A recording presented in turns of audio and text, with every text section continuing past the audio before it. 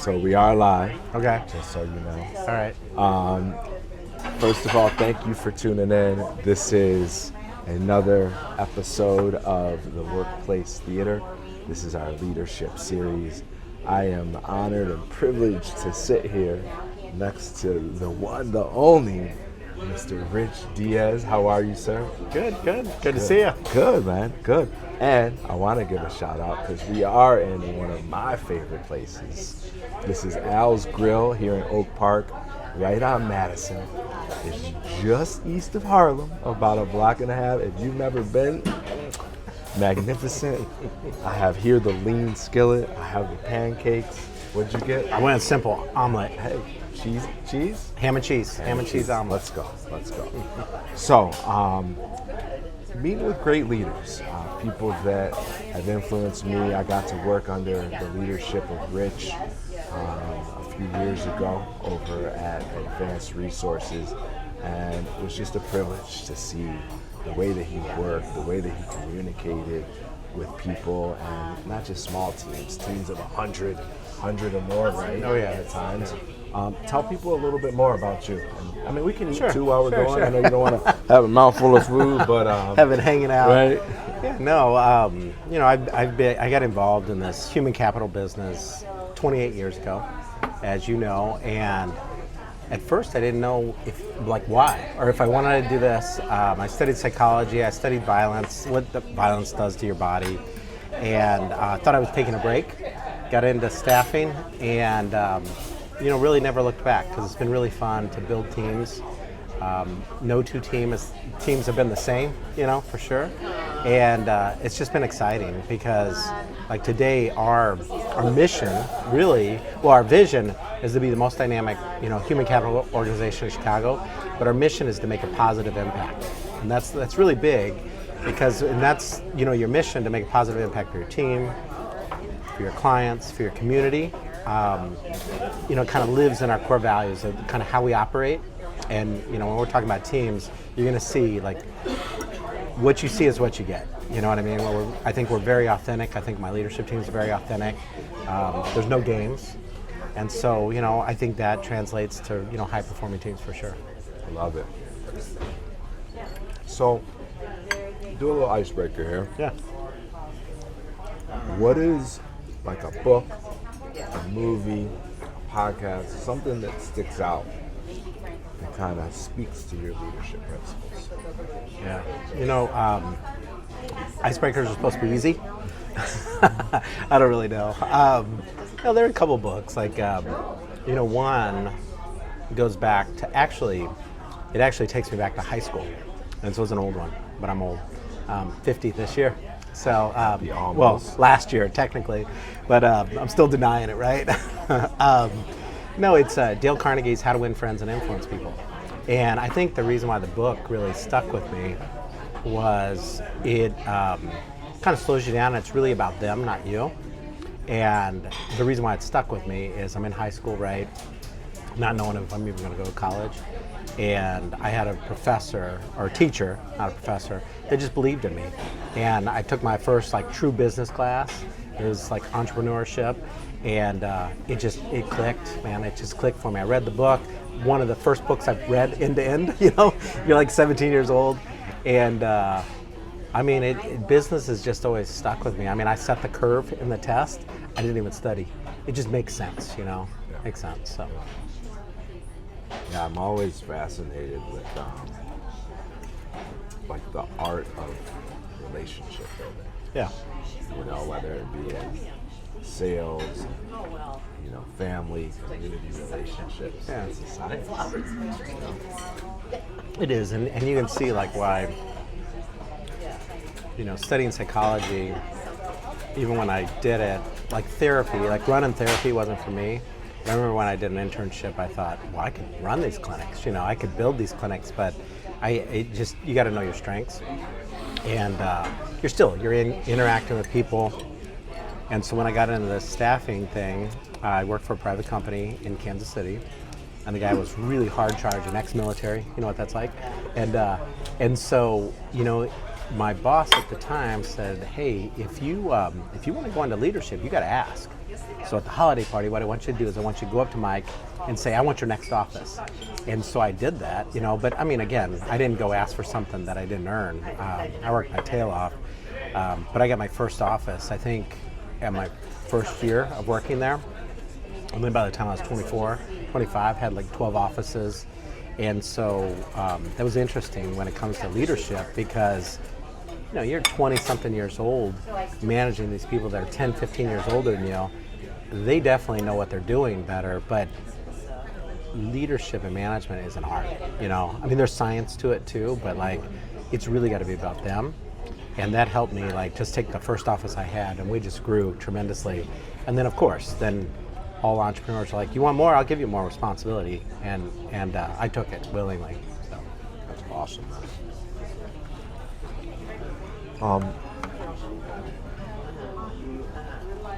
What do you think is one of the biggest challenges that leaders face today in building a great team? I think there are a lot of challenges. I think, so I where would this be? Probably 7-8 years ago, I got involved with YPO. YPO is the Young Presidents Organization, and Chris, just access to everything. It was really incredible. So I've got to meet some exceptional leaders, see some great speakers, but Patrick Lencioni, on the 5 dysfunction of the team, I got to see him maybe a year or 2 years ago down in Indiana, and it really starts with like the pillars of trust, for a team. So a lot of leaders come in and they say, we're going to do X, Y, Z, and it's very tactical, and it's maybe smart, it may be strategic, it may be brilliant, but if you don't have that alignment, and I think this is personal as well as professional, if you don't have that alignment and trust in, you got my back, I got your back, okay, great. We're going to go tackle things together, and sometimes we're going to get it right, sometimes we're not, but I'm not going to blame you when it goes wrong, and I'm going to take responsibility when it goes wrong. You know what I mean? And like that is the foundation of a healthy team.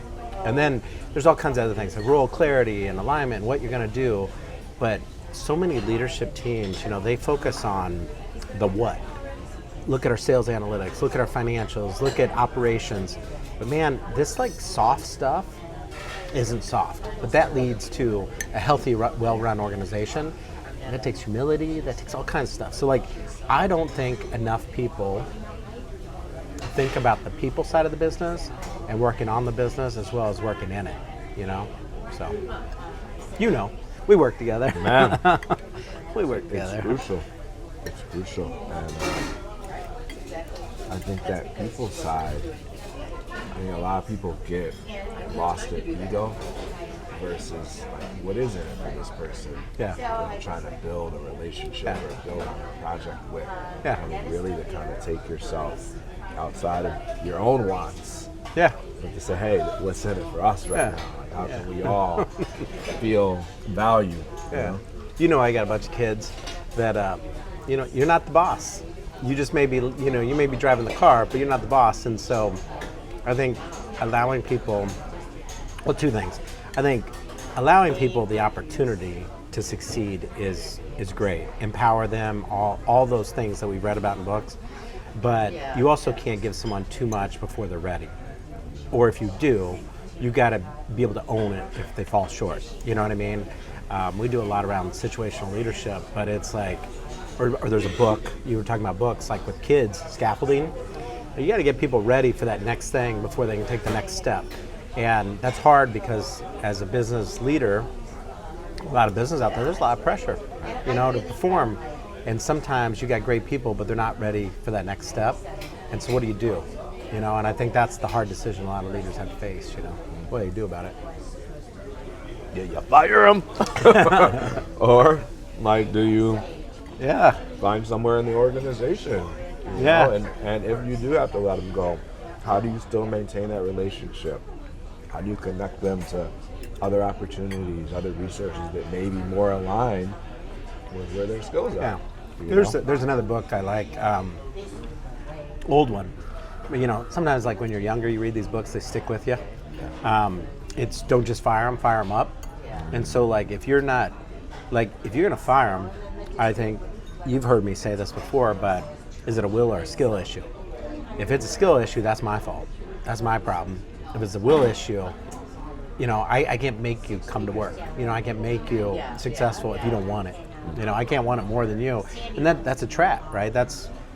I've wanted it for people more than they wanted it a lot in my career. Because, we see stuff in people, but sometimes they're not ready to access it. Right. With that kind of will or skill and them wanting it, Yeah. how do we keep them engaged, right? Like, there's so many things that are trying to divide us these days. Yeah. Not wanting us to come to work, wanting us to come to work. Like, how do you really keep your team engaged? Yeah, I always say it's easy in theory and hard in reality. It took time, but I do think my foundation of psych testing, the research side of psych, is if you look at an employee engagement survey, there's a lot of smart people that created those, right? And if you just play it backwards, right? Do people have a voice? Do people like their boss? Are you paying fairly? Is the work arrangement? It used to be commute, right? But we're 100% remote, and I don't think we're ever going back. So when you think of those things, right? Are you meeting their needs? And it's that simple. It's 5 things really. And a lot of companies they forget that. They don't give people the opportunity to speak up. They don't pay fairly because they're trying to, I would say pay your employees, take care of your team first, everything else falls in place, right? Richard Branson and other guys say that too, but it's it's so true. At least it's proven true for us.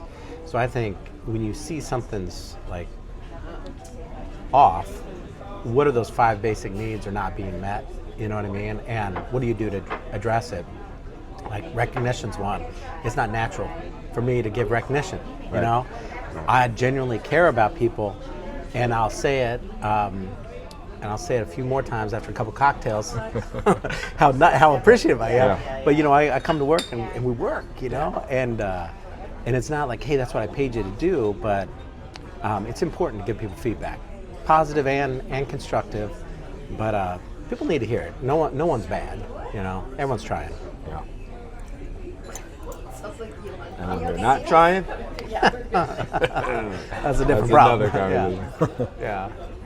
But those, what was it? Those core values, right? You can't put a team together if people, I believe in diversity, equity, inclusion for sure. But I can't change someone's core values, right? And so when you got a team together, that's the core, right? Are we aligned? Maybe not on how we do it, but if you're humble, if you got a big ego, I can't make you be humble. I can coach you, I can suggest, I can explain why it's important to be humble, but I can't make you humble, right? So those, our core values are thrive, trust, humility. And so that's important when building a team, because you can't move the goalpost for some people, Yeah. I don't want to hear nobody saying about my full plate action here. I worked out before this, all right? And this is, I didn't order 2 meals. This came with this. This is why I come here often, because they give you a lot of food. They do. Yeah, you didn't tell me we were going to be on camera too. While we're eating, I should say. So. This is actually the first one I've done while eating. So. Hey, it's real. It's real. That's one thing.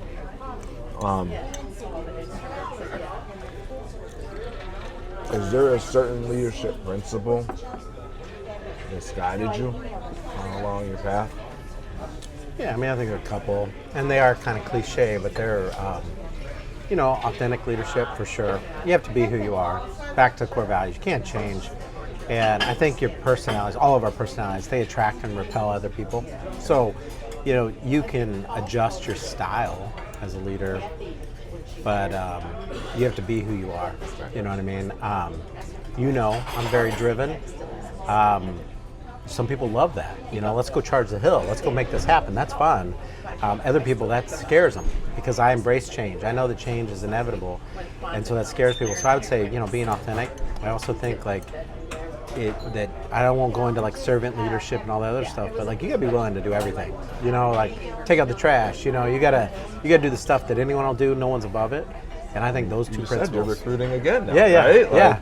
I'll help a customer. I'll help a candidate all day long. In fact, every week, and I feel like I do. At least 20% of my job is for free. Just connect. But it's the right thing to do. Yeah. So that's awesome. Later, we got to give a shout out to her. She's wonderful. So. Keeping an eye on us. Although since you turned on the camera, she's been shy. And she knows. No, she knows like not to interrupt, but if we give a little hand wave, No, they're good here, man. Great service. They used to be across the street on that corner. Yeah. I think they've been here for 10, 15 years maybe. Yeah. Looks like a staple. My go-to, for sure. So, a lot of leaders out there, I think, are challenged these days, through the different changes in landscape. What's one thing as we look to what does you thrive in 2025 look like, right? What is one thing that you feel leaders need to make a shift in around leadership? Yeah, I'd say, I'm not saying that any leaders do this necessarily, but there's a lot going on. There's a lot going on in this economy. Well, I'll give you, I wrote a blog about this not that long ago, but there was all this anxiety about the election, rightfully so, right? Without even getting into my political stance, right? There was. And then it was like, just tell me who's going to be in the office, because we need to know. You can listen to the radio, TV, whatever. One day we're going to veto these grants, we're going to lean into these grants, all those things. And so I think from a business perspective, everyone just wanted to know, well, what's going to happen? Like, what is my landscape? Yes. Election happens. Okay, it is what it is. So here we go. So some of this pin-up demand for hiring, for example, because that's my business, but also on the solution side of the projects. Okay, great, we're going to invest now. That geared up in January, and then we have whether it's real or not, the saber rattling of the tariffs. Yeah. It's like, what are we doing? Just as we start getting momentum, well, wait a minute, then we have clients that say, hold on, we got to wait, because we're selling X large luxury items or what have you, even consumer products, right? And then everything got put on a pause. So where I'm going with this is I think leaders, whether you're running a small team at a retail store, a large team at a Fortune 500 company, you gotta stay true to what you're trying to do, You gotta decide where you're gonna be, and we talked about this before we turned the camera on, but we're a minority-owned business. Are they saying DI is dead or whatever they're saying? I don't care. We're a diverse business run by an exceptional team. We were good before we had an MBE. We're going to be good after. And if that repels a company, a buyer, whatever, It's not the right buyer. it's not the right buyer. That's not who we are. And so I think that's what I'm trying to say is from a leadership perspective. Know who you are, lean into it. And again, just like I said with my own style, it's going to attract some people, it's going to repel others. It's a big world, and if I got 5 kids, I got to look them in the eye, and am I proud of what we're doing? Do I treat people like I'd want an employer to treat them? If I can answer yes, then we're doing okay. Right. So. That's great. Simple. I like simple. Yeah. If you can't tell. Yes. Keep it simple. Simple is better. Simple, less is more. Yeah, work hard, keep it simple. Yeah. You must have worked out really hard, because that looks pretty hardy. So, it's funny. I was sick recently, I told you, but then before that, I was sick for 2 weeks. And I Okay. lost 15 pounds. Okay. So now I'm sitting right at 180. Okay. I'm pretty good. Yeah. Now I try to work out 5-6 days a week. I'll run probably a 5K 2 or 3 times a week. So That's good. man, I got to, because my son is taller than me. I can't let him get faster than me. I can't let that happen. Oh, all my kids will be, the boys are definitely faster, more athletic than I ever was. So I've come to terms with it. It's good. My 8-year-old's going to give me a run soon. He's out there working hard. And this is actually kind of funny. He plays football, flag football, on coach's team, and then basketball, and then he'll play baseball. But basketball, this little guy is so aggressive. he puts on his headband, his extra things, whatever, on Saturday, and he's out there, and the parents are like, "Is Huxley playing for a shoe deal? What's going on?" You know, they're 8-year-olds, but he's intense. He's just giving it all, leave it out there. So it's fun. That's awesome, man. That's what you got to do, though, right? Yeah. Like, that level of intensity is what like makes the greatest organizations, the greatest team, the greatest relationship. It's a balance, though. Yeah. To like how you harness that energy. Yeah. How you kind of treat each person when they're at this level on their energy scale or at this level. And, yeah, you're doing a great job. No, but you said that. Like, I mean, my dad came here from Mexico and was a welder, but he worked hard, you know. And I think of that sometimes. So it doesn't matter what team, what your business is, or what your profession is.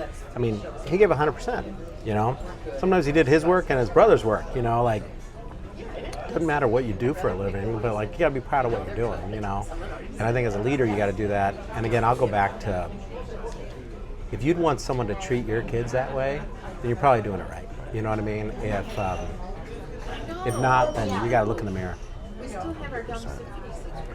Any parting words of wisdom for any leaders out there that maybe new leaders or been leading a team a while, but just, man, I can't get this leadership thing right. Like, what words of wisdom would you have for them? Yeah.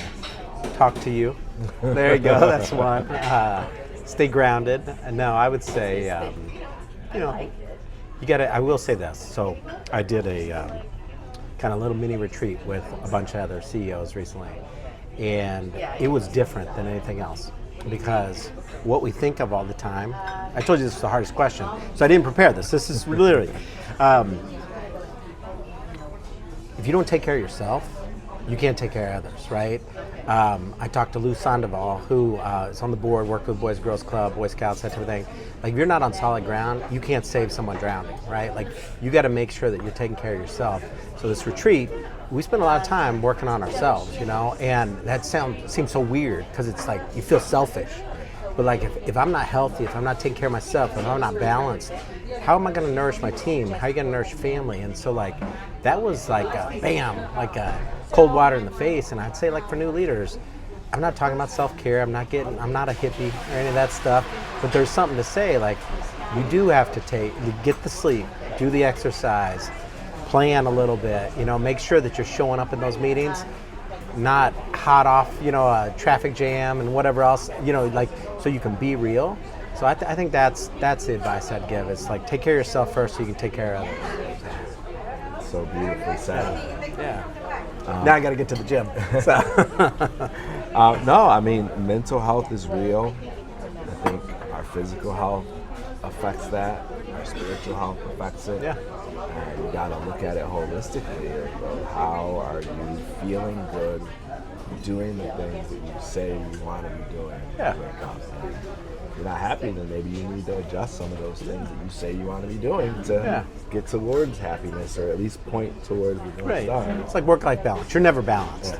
But if you're staying centered, I would call it, my wife always says, moderation. You know, you got to have it all in moderation. So, yeah, that's what I'd say. Where can people that may be looking for jobs or any other ventures that you may have going on, where can they learn more about your efforts? Yeah, no, I would say, you know, I'm very open connector. I talk to everyone. Not expecting anything back, but LinkedIn's probably the best way to connect with me. Our website, but I would just say, you know, Rich Diaz on LinkedIn. There are a lot of Rich Diaz's, believe it or not. But advanced resources, and yeah, if anyone ever needed anything, I'd be happy to help them. Awesome.